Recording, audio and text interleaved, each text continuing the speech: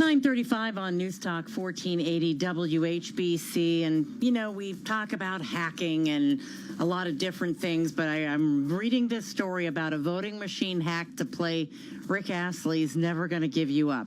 Well, it might sound kind of funny, but really, in the end, it is not. And on our WHBC Newsline right now, we have cybersecurity analyst and an attorney who specializes in computer data, Shawn Tuma. Good morning. Good morning, Pam. So let's talk about this electronic voting booth hacking. How prevalent do you think this is? Well, I think, you know, this was a demonstration that was done to make a point of the need to be vigilant in securing our voting system. Mm-hmm. An important point that we need to remember is these were older voting machines that had been purchased on eBay and from government auctions because they had been decommissioned. So it's likely outdated technology, but some were used in current elections, so that's a problem. But as far as how prevalent it is, I think it's a given that we will constantly be under attack in our election process, and we need to be vigilant in making sure we're using state-of-the-art technology and defenses. Do you think that's happening? Do you think people are those in charge are heeding the warnings? I think we're seeing a movement. It's like in cybersecurity in general. Usually people don't pay attention until something bad happens. And if there's been a positive with all the hype we've heard out of election hacking and whatnot, it's that it's raised awareness of this issue, and we're trying to get in front of it. So, yeah, I think it's increasing. I don't think we're there yet, though. What kind of things are being done to make this, to kind of hack-proof us, I guess? Well, in the case of these voting machines, many used outdated Windows XP operating systems, outdated firmware. They had known vulnerabilities in them. So what we're seeing is counties and states purchasing newer equipment, modern, updated equipment that's built with security designed into it from the beginning, not just patched on later. And we're seeing a debate, a very healthy debate about this process. And I think that's putting the pressure on the election officials to spend the money on getting the new stuff that's more secure than the old stuff. And I think that one thing that we always talk about is how we need to be one step ahead of the people who are carrying out the hacks in any situation. But, do you feel like we can continue to maintain that, being one step ahead? Yes and no. It's a game of cat and mouse. The attacker finds a vulnerability and exploits it, and then the defender learns from it, adds new defenses, changes their ways. Then the attacker notices that, sees it, evolves. This goes back to Sun Tzu and the basics of warfare. And that's really what we're in. We're in a cyber war, and it requires, that we understand this is a never-ending process. It's not a one-time thing. And so, yeah, we may be ahead sometimes, but we're going to get a little behind sometimes, but we need to get back ahead more quickly. All right. Well, certainly a lot of things to keep an eye on, sir. And Shawn Tuma, cybersecurity analyst, we appreciate your time this morning. Hey, thank you, Pam.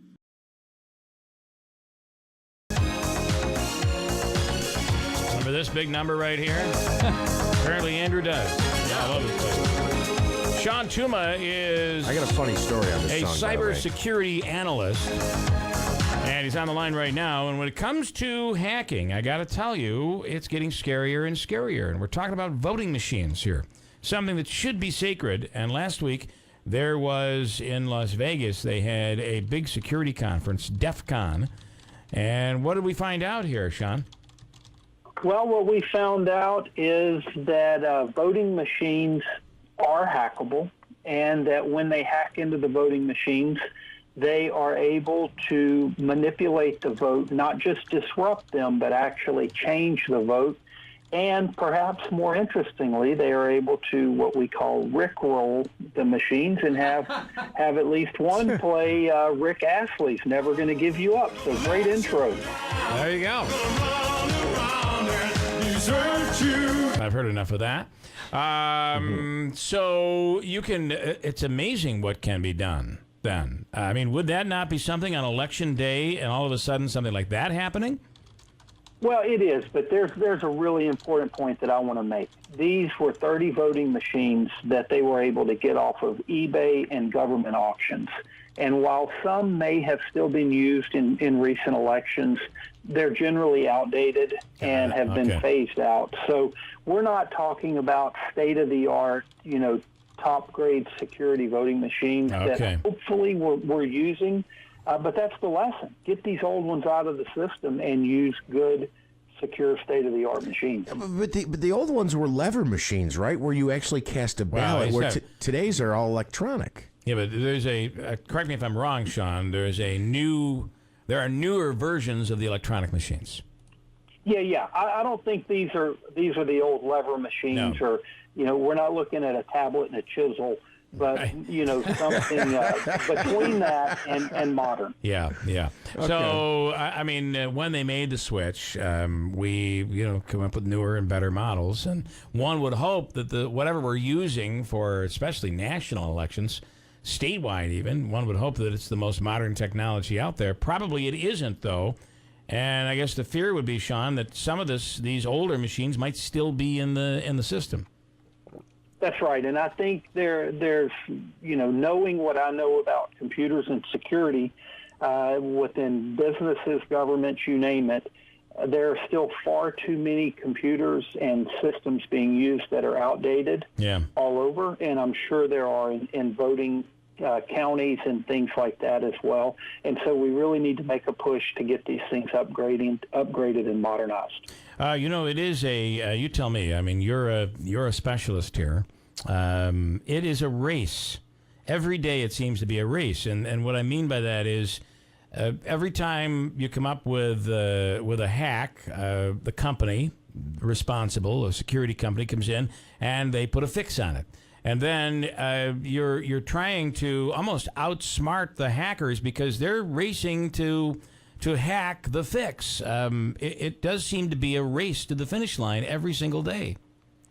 You're absolutely right, and that's a great way to describe it. I mean, this is a game of cat and mouse. It's warfare. You have an active adversary trying to find vulnerabilities and means of attack, and you have an active defense that's on the other side is trying to stop that, and each one is evolving. So it's a process that can't ever stop. We have to continue. When Apple comes out and says, for instance, our Apple Pay is not, no one can get your information. When they come out and say, even we can't hack into our security, we have no way to do it, and if we did have a way to do it, then a hacker would be able to figure it out. Are they accurate? Is Apple being truthful? Well, those are, generally speaking, they're pretty secure, but at some level, every computer system is hackable by someone or some tool. So it's a matter of extremes and degrees there. Generally speaking, they're secure and they're doing a great job at it. Is it absolutely impossible? No. There are people that have done it and can and will do it. One of the scariest things I think that we have to face is we all learned, I say we hope we all learned that check the email address when you're receiving something, because you got to make sure it's coming really from the actual company. Or phone calls, look for caller ID. The problem is today is these hackers are able to manipulate the phone system so the number comes in and it looks legitimate. Additionally, when it comes to email, they're able to come up with a presentation that looks just like it's coming from the real company. It's pretty scary. You don't know who to trust or who to believe today. It is. And for we as individuals, we have to maintain that same vigilance in security and educating ourselves and getting away from this, I don't do cyber kind of mindset. We're in a cyber world. We all have to educate ourselves and stay updated on trends and, understand the old principle. If it seems too good to be true, it probably is. So you may not identify the address of that email, but you know what? I probably didn't really win this, or I'm probably not, whatever. I mean, use your common sense too. Do you have advice? They have these services out there that you can get into. I mean, there's one commercial out where the owner is giving out his Social Security number. Do you recommend any of those services? Those are pretty good for identity theft, and they do a good job on identity theft, but there's a lot more risk out there than just that. The example you gave, the email, what we find is generally 90% of the attacks we see at some level start with an email, with someone sending a malicious link or an attachment that's infected. And so, I recommend people start by learning to spot these phishing emails and these social engineering attacks, because that's where so much of it is. Use good passwords. Yeah. Be careful with your security questions. Don't use something that people can Google or easily know. And use good antivirus, things like that, on your computer. A lot of basic stuff you can do in security, we're not trying to make you secure. We can't. We're trying to make you more secure than those around you.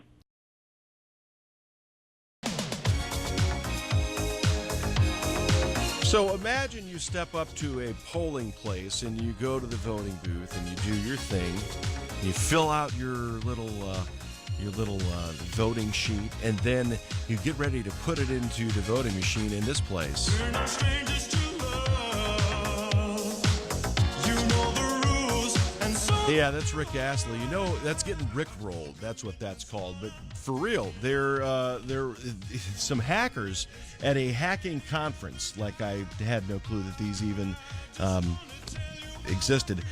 What happened, there's a security conference, DEF CON, in Las Vegas last week, said it was possible to hack into voting machines. So we've got cybersecurity analyst and expert Shawn Tuma. He's an attorney who specializes in computerized data, joining us from Fox News Radio here on the telephone. Shawn, good morning.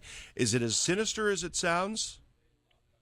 Well, yes and no. What it shows is that voting machines can be hacked and that votes can be changed and they can be rickrolled. But the important point, I don't want to create a lot of hysteria here, is these were older voting machines that had been purchased off of eBay and government auctions because they had been decommissioned. But the other side of that is there are areas where some of these are still in use. So that's where our lesson. So many people are concerned about this, I think maybe more so than any other reason, because all of the hype surrounding the 2016 presidential election and the allegations that the Russians were trying to get in and hack and trying to get into these machines and change results. That's right. I think, voting goes to the heart of our republic, of what we're all about, of our freedom.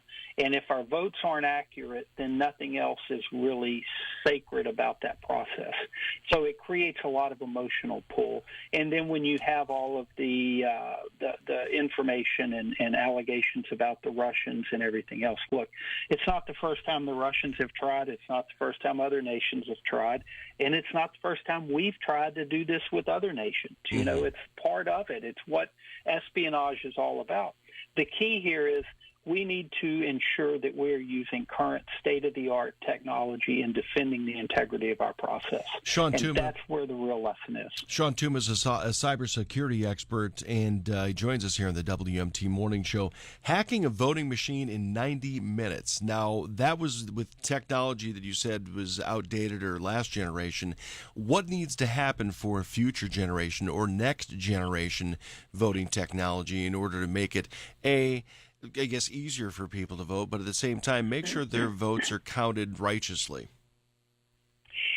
A voting machine is just a computer that serves a purpose. So we need to do with these what we do with other computers, and that is be vigilant and continuous in maintaining our security of those computers. Use current operating systems that aren't outdated. Install security patches for known vulnerabilities. Protect them physically from mischief. And as technology gets older, replace it with things that are new, that are designed with security in mind at the forefront, not just something you bolt on at the end. Final question for you, maybe 30 seconds for a response on this one, if you would, Shawn. Do election officials, do they need their own IT people to take care of this stuff on their own, or is this something that just your average IT person can take care of? No, I think we need professional security people guarding the integrity of our elections. I think that we need experts at this.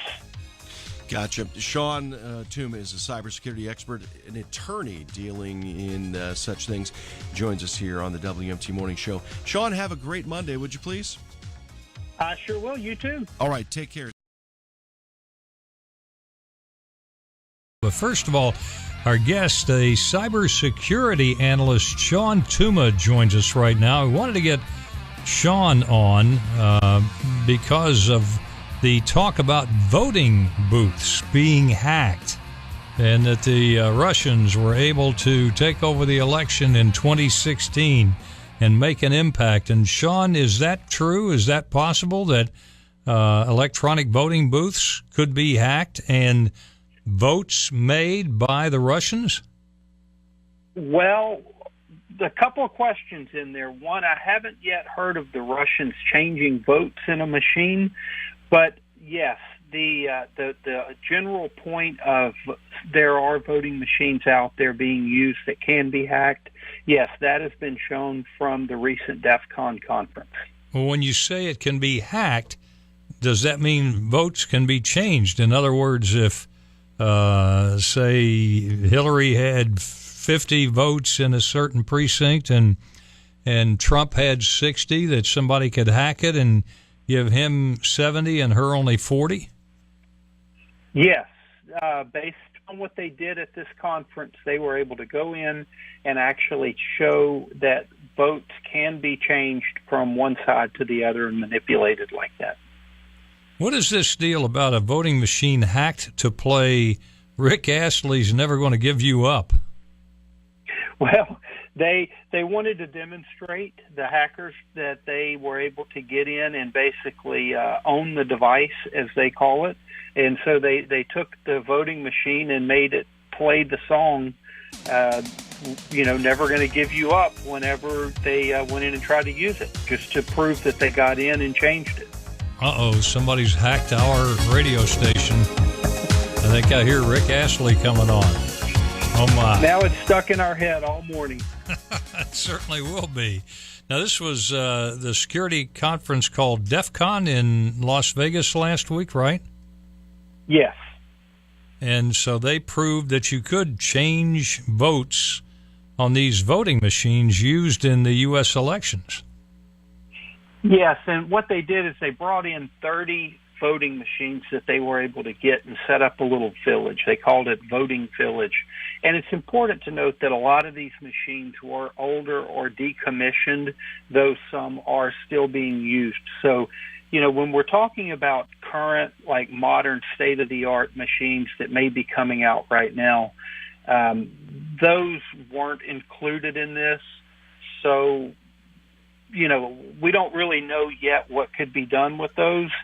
Obviously, if they're computers, at some level they are hackable. It's just probably not as easy as the ones we saw here. So I wouldn't say people need to be hysterical about this. Certainly not if you're using current modern state-of-the-art voting machines in your area, but it is something that we need to raise awareness of, and we need to get out of the system all of these older ones that are now proven to be hackable. It might be a good reason to go back to paper ballots again, because they are totally non-hackable. Shawn, do you have a website? I do, ShawnETuma.com, ShawnETuma.com. Shawn, thanks for joining us on AM Tampa Bay.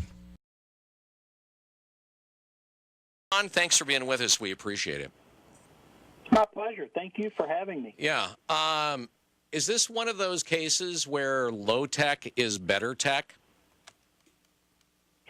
Well, that's a tricky question. Maybe, maybe not. What do you expect from an attorney, right? You don't expect a direct answer. But no, in this situation, an important point that I think we need to bear in mind here is These were voting machines that were purchased off of eBay and at government auctions because they had been decommissioned. So we're talking about older voting machines that had older technology and not the state-of-the-art equipment that were being used here. Unfortunately, some of these machines were still being used in elections recently, and so that is a big problem. So I don't think we're going to go back on using non-electronic or computerized technology for voting, but I think the lesson we have to take is that we must use state-of-the-art voting technology that has defensive, security built in from the beginning and that is constantly maintained. And we have to be vigilant about that because this is a never-ending process. Well, I mean, that's an easy thing to say, that we have to use the most up-to-date technology possible. But you start taking a look around. I mean, I look at some of the Oregon counties that we have here. A number of them are close to broke. And we have mail-in ballots here, so it's kind of a different bird. But were we to have these kind of voting machines, there's plenty of Oregon counties that just couldn't afford to go out and fork out the money to buy new state-of-the-art machines. And I'm sure that Oregon is not the only state that has counties that would be unable to do that. I mean, hell, Illinois is about ready to go bankrupt. They probably couldn't afford it. You don't think this is a priority? Well, it is a priority, but, there are so many things that are priorities. I mean, let's face it. What are you going to do? Are you going to buy new voting machines, or are you going to feed kids that come from poor families? What's going to be the main priority? Are you going to buy up-to-date voting machines, or are you going to fix a bridge that's ready to fall? I mean, really, in the list of priorities for states, probably voting machines don't break the top 10. Yeah, and I meant that facetiously for that reason because, on Maslow's hierarchy of needs, I'm not sure where voting machines come down. But, the point, I think, it goes to your original point. Look, if we can't use secure voting machines, if we can't afford state-of-the-art equipment, then maybe it will be necessary to go back to more, older technology that may not be as fast and efficient, but is more secure, because right now we know there's no integrity or little integrity in machines that we've seen used here. Do we know, has anyone at this point been able to prove specifically that any voting machines hacked or were hacked during the last election? Not to my knowledge, and I would think I would have heard about it. I have not heard any suggestions that they had been. Certainly not that any votes had been changed or manipulated. How often are these new machines? Because you were talking about the new state-of-the-art machines. How often is, if you will, the firewalls on these things actually updated? I think it would depend on the machines. You have it's continuous, but it's like buying a new computer. You could buy one each year with the argument, hey, I need the latest and greatest and most secure. So it's a matter of figuring out where the reasonable line is in that. As far as updating them, that's you may not need new machines, but you do need new updates. And really, with security updates, we update all of our systems when we learn of vulnerabilities. Like if you use a Microsoft Word or Windows product and you get these security updates, it's because they've learned of new vulnerabilities, and they've created patches for those, and you need to install them to make them effective. We've got to do the same thing with voting machines. All right. Hey, we appreciate you joining us on the Wake Up Call this morning, Shawn. It's my pleasure. Thank you.